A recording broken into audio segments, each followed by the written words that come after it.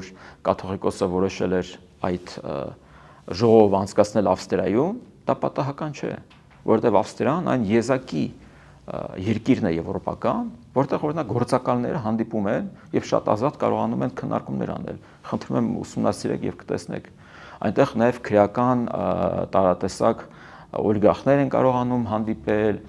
օրենքով գողեր են հավաքվում, դա փաստ է։ Եվ կա տեղեկություն, որ եթե թույլատրվեր Գարեգին կաթողիկոսի ներկայությունը ավելի շուտ Հայաստանից դուրս գնալը Ավստրիա, հա, այնտեղ նաև օրենքով գողերը պետք է օգտագործելով իրենց այդ դիրքը, իրենց ճնշումը պարտադրեին մնացածներին, որպեսզի համանման հայտարարությամբ հանդես գային։ Ի վերջո, եթե ուսումնասիրենք Ավստրիան, մենք այնտեղ ունենք շատ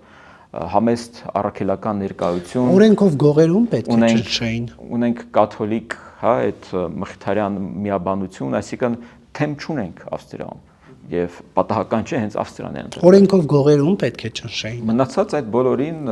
թե տեսակապով, թե մնացած բաներով կամ մնացած օրենքով գողերը պետք է եպիսկոպոսած ժողովին ներկա լինեին։ Կներեք, դուք գիտեք ինչով է զբաղված